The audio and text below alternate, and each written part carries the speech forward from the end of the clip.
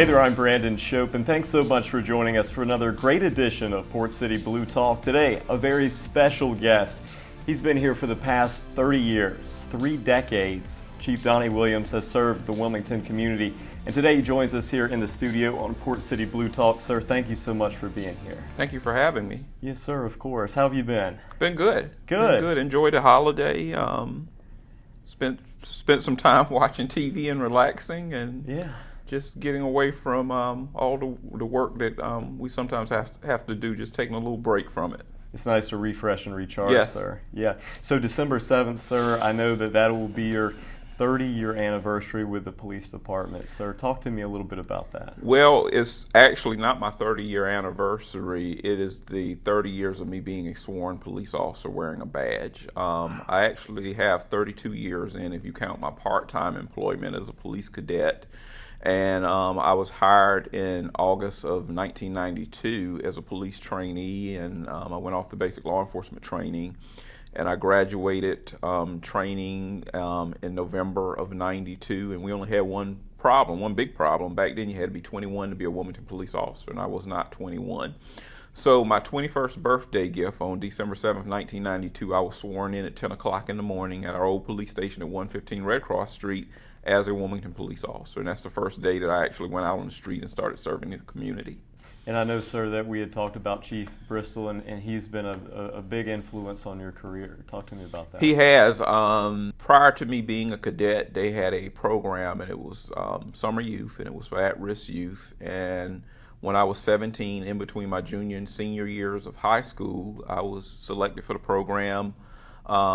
They placed me at the Wilmington Police Department in the office of the chief, and I worked for his admin, Bertha Register, and it was amazing what that lady taught me within one summer.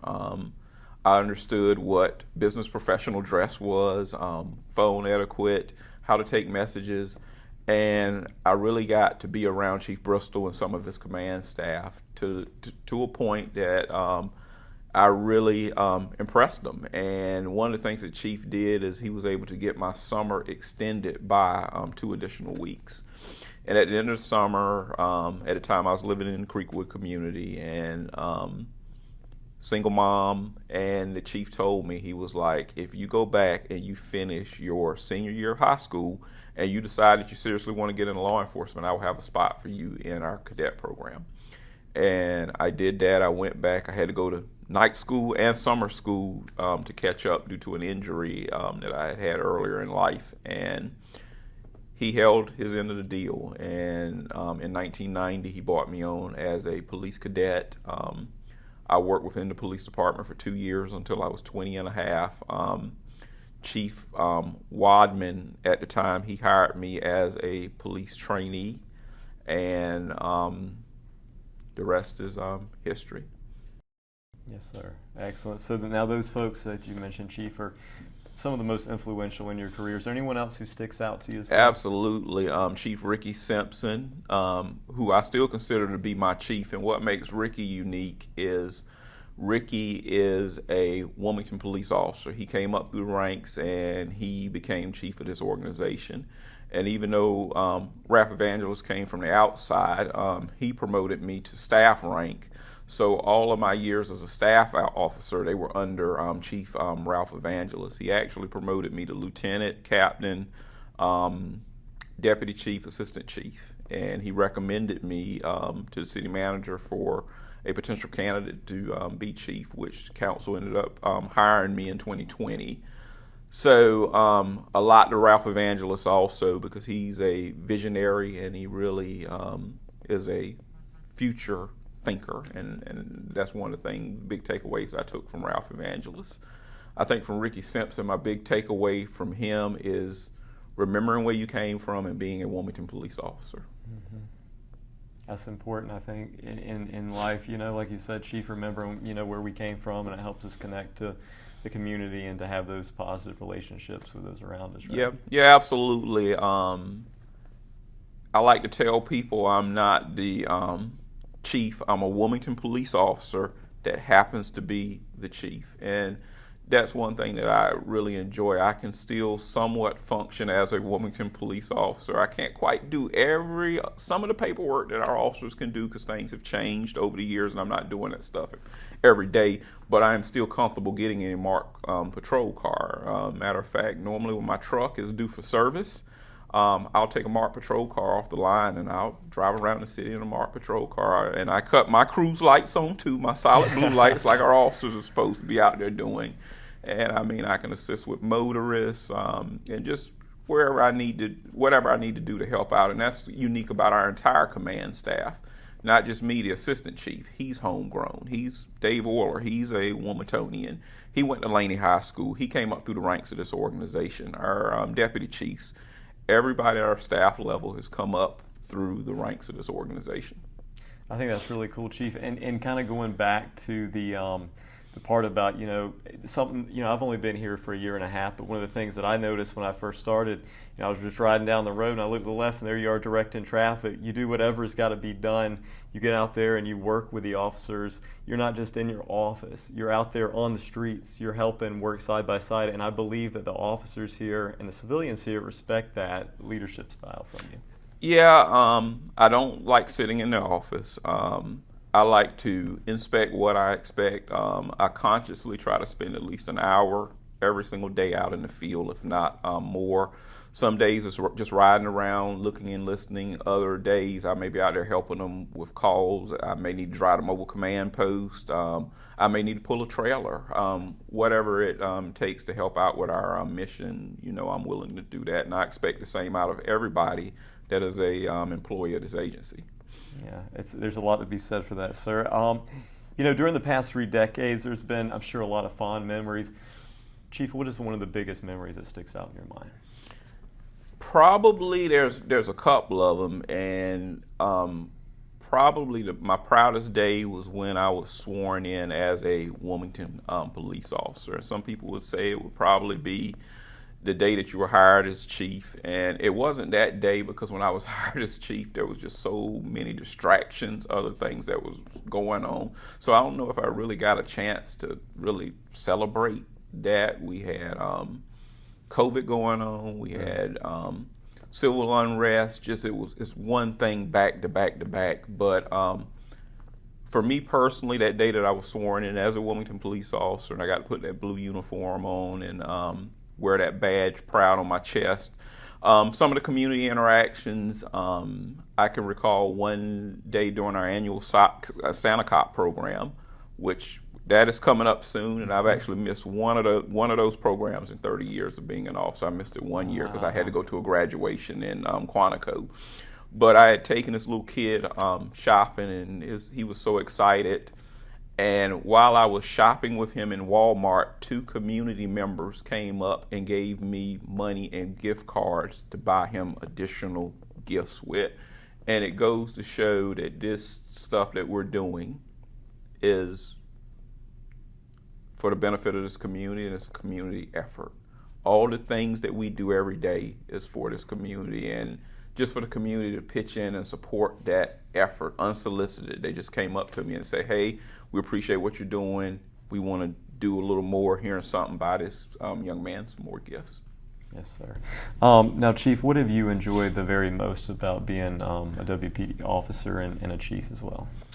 Just the ability to influence change in this community and within this police department. I'm at a point now where I can change things, or I can help lead some of the changes that we're doing. And when you're making change, you're not going to make everybody happy, but you got to do what you feel is in the best interest of the larger group here.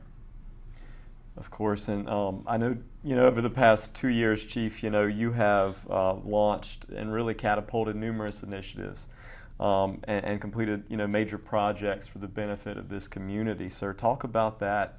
And maybe I know the intersection project was a big one. What's one of the biggest ones that you're most proud of?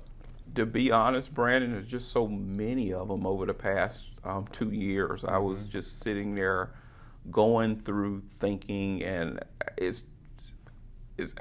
just don't know which one to begin with. I will say this, anything we do that helps another person to improve the quality of their life or better their situation, I'm proud of it. And it's not just me, it's a we effort. We're a team here at the police department. I can't do this stuff alone. And not just the police department, some of our internal partner agencies in other parts of the city and outside of the city. There's a lot of nonprofits that are out there doing the work. There's a lot of for-profits that are doing the work. So we definitely can't do it alone. The last 2 years as chief, we've had reductions in crime. And when I get up there and make the presentation, I don't say the Wilmington Police Department did this. This is a we effort. We're in this thing together.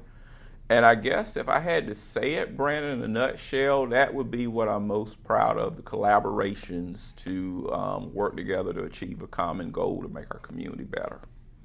Yes, sir. And you're a very humble guy, Chief. You really are. And the things that you've done have really benefited this city greatly. Sir, the vision for the future of WPD, is there anything you want to share with us that's maybe coming up, or maybe anything you want the community to know about your vision for the coming years? Definitely want to be able to enhance our emergency response to critical incidents. We hope that these things don't happen, but when they do happen, I want us to be prepared. And it's going to go back to a lesson I learned back during the 90s during hurricanes, Fran and Bertha. Those hurricanes came here and our agency was not prepared. And the Charleston Police Department came in here and they bought so much equipment in here.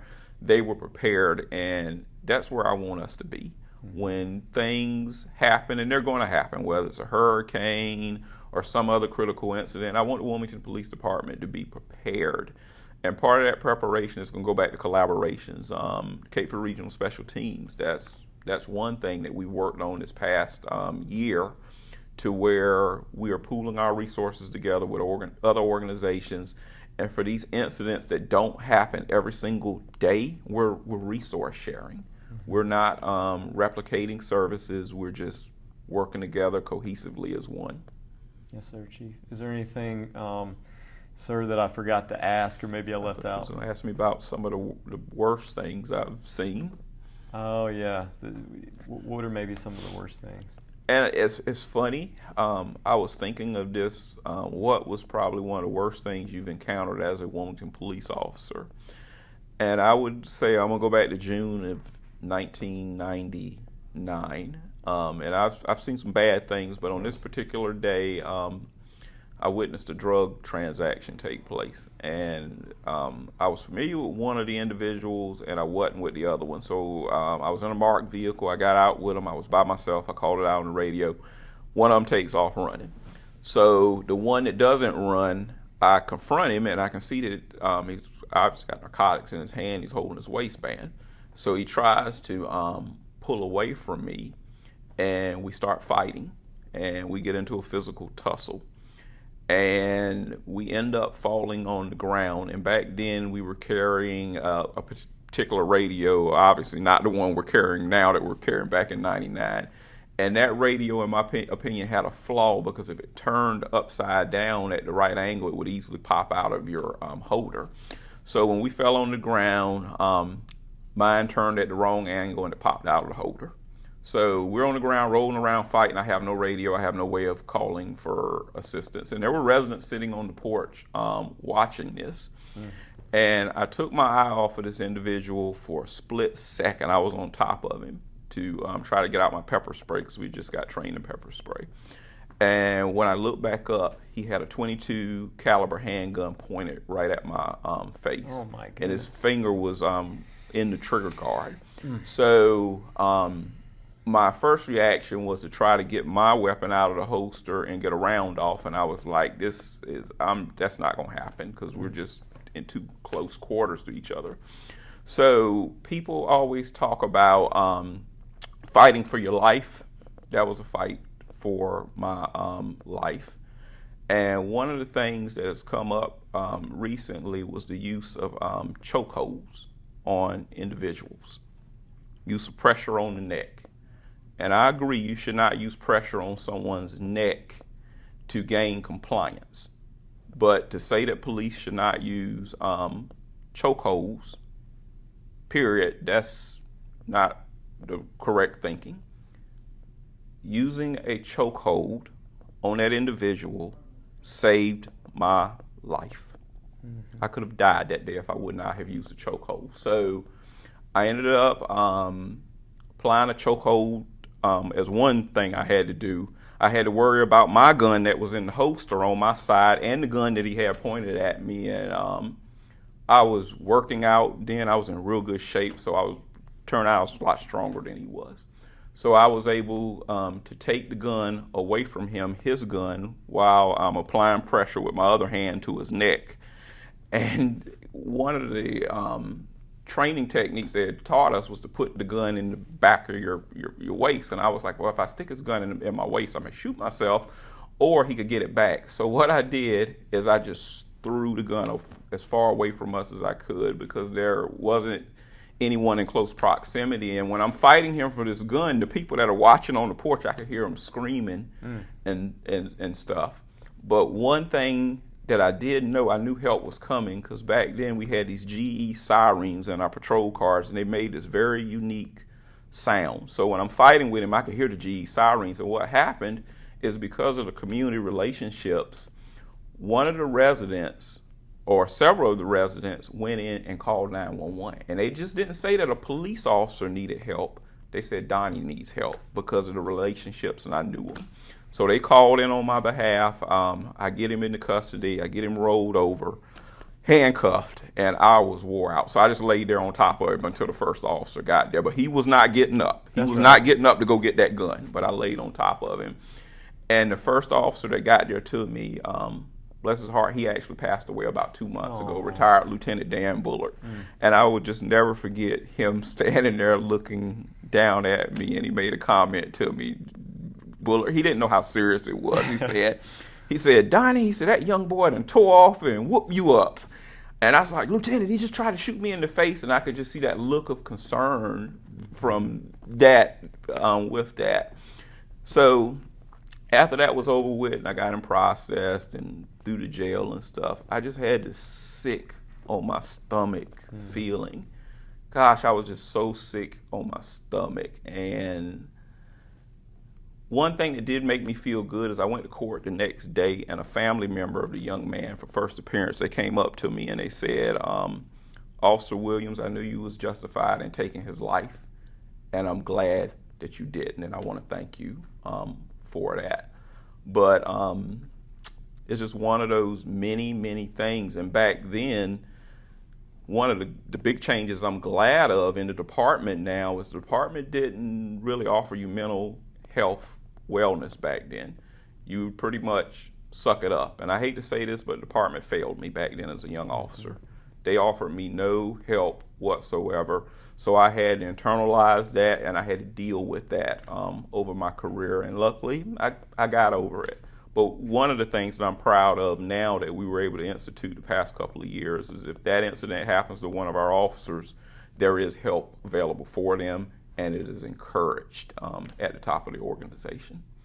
So, yeah, that's probably one of the worst days I had, and I've had some other bad days like that. Not quite to that extreme. I've seen some bad things. Some of the death scenes, especially when they involve children. There's 2 of them in particular I can think of, but that was a bad day. But I mean, it ended okay. It ended okay for me. So yeah. Yes, sir. And I got over it, and yeah. Yeah, and you know, obviously with your job, Chief, now community engagement is something that, kind of shifting gears a little bit. Obviously, you've seen the rough side of what law enforcement. What you all have to do is you put your lives on the line every single day, and you know, I think it's important for the public to know that and to understand that. Yes, and not just that. I have young officers that are crawling and burning buildings. I have a corporal that's done it twice in the past 18 months, Corporal Kyle Patrone. Right. And I have them around here driving high speed. They're going to calls with guns, blood exposure. I don't think segments of the public really understands how chaotic this world would be if we just shut down and closed our doors for 24 hours. Be pandemonium. It is. It is. Mm-hmm. Our women and men are that line between calm, and I am proud of them. And they run 300 to 500 calls for service every 24 hours. 300 to 500. I think last year we did 159,000 documented calls. That's not counting the undocumented contacts. And I think we got complaints in less than a percentage of a percent. It's a very, very low number. Yeah, people are unhappy with us and they at times, but we have a lot of contacts where people are happy. I received one this morning. I went to a meeting, and as soon as I walked in the door, the person was praising me about one of our patrol officers that had just investigated a crash they were involved in. Wow. Officer Spate, and I hadn't said anything to him yet, but good job on what you did out there, because this individual's name dropping that particular officer. And those are the things that we hear of a lot, or some of the decisions we made, or the fact that we've been able to honor officers for using their training and not taking a life when they were justified in taking one. Yes, sir, of course. Sir, anything else maybe we forgot to touch on? I just enjoy what I do. Being a police officer is one of my childhood things that I wanted to do. I wanted to be a police officer and a firefighter, and I actually did both of them at some point in my life. So yeah. And Wilmington Police Department is a great organization. It's been good to me overall. It has not been perfect my entire career, but I can say it has been good to me, and it's been a great place to work. And I enjoy being a Wilmington police officer that gets to be chief. That's right. That's right, Chief. And sir, I just wanted to say, on behalf of the department, we obviously we'll be releasing this, and I'm sure there'll be many more things in December to celebrate your 32 years, right? Yeah, 32 years. Yeah, well, I'm more excited about my 51st birthday, because 51 years, and who would have imagined I would be in the role that I'm in. And I guess what's more remarkable is if you would have asked me 4 years ago if I wanted to be chief, I had no desire. This is what God had intended for me. So that's right. That's right. And you followed your calling. The Lord has led you, and you've done that, Chief. Yep.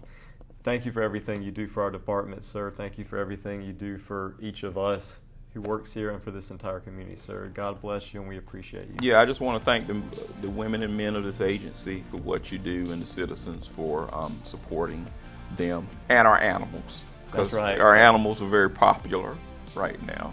That's right. We got a horse we're going to be talking about here at some point soon. So yeah, we're excited about that too. Yes. All right. In addition to Port City Blue Talk, we've also got our social media pages where you can follow us at Wilmington PD, Facebook, Twitter, Instagram, and more. Also on YouTube there. Thanks so much for watching, and we'll see you next time.